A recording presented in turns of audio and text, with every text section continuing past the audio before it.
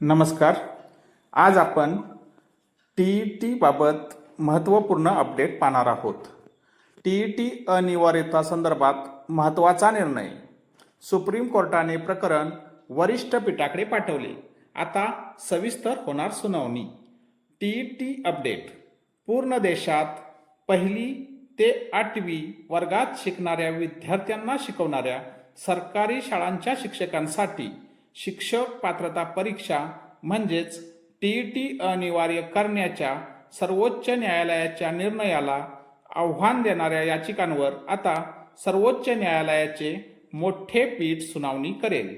सर्वोच्च न्यायालयात सुनावणी करणाऱ्या न्यायमूर्ती दीपांकर दत्ता आणि न्यायमूर्ती ऑगस्टिन जॉर्ज मसीह यांच्या खंडपीठाने सांगितले की या याचिकेत अनेक कायदेशीर प्रश्न आणि पैलू आहेत.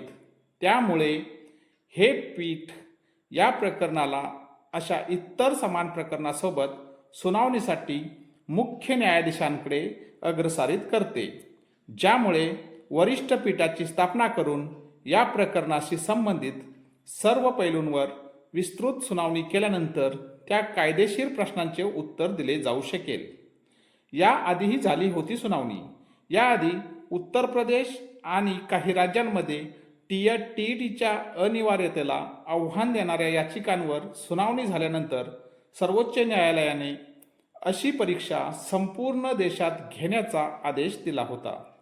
सर्वोच्च न्यायालयाने 1 सप्टेंबर 2025 रोजी न्यायमूर्ती दीपांकर दत्ता आणि न्यायमूर्ती मनमोहन यांच्या खंडपीठाने या प्रकरणात आपला निर्णय सुनावला होता. काय आहे टीचा नियम?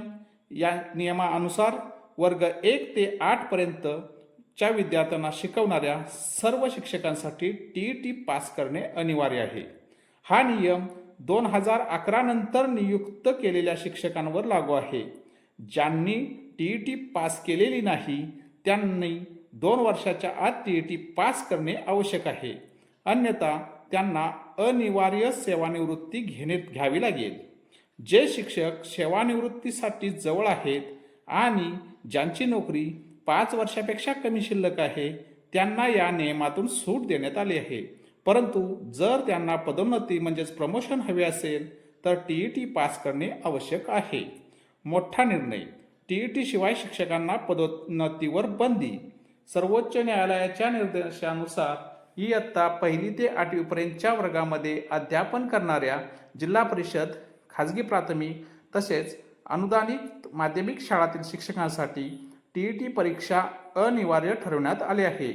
न्यायालयाच्या आदेशानुसार आता फक्त टी पात्र शिक्षकांनाच मुख्याध्यापक, केंद्रप्रमुख आणि विस्तार अधिकारी या पदावर पदोन्नती मिळू शकणार आहे. ज्या शिक्षकांकडे पदोन्नतीसाठी आवश्यक सेवा ज्येष्ठता आहे पण टी पात्रता नाही त्यांना पदोन्नती मिळणार नाही.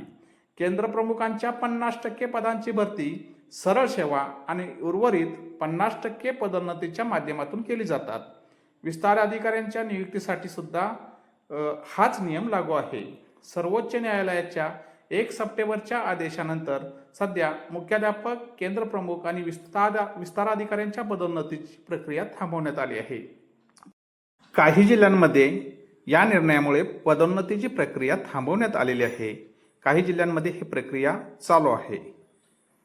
परंतु इथून पुढे पदोन्नती घ्यायची असेल तर उमेदवारांना टी पास असणे आवश्यकच आहे. यासारख्या माहितीपूर्ण आणि नवनवीन व्हिडिओसाठी माझ्या चॅनेलला लाईक, शेअर आणि सबस्क्राईब करायला विसरू नका. धन्यवाद.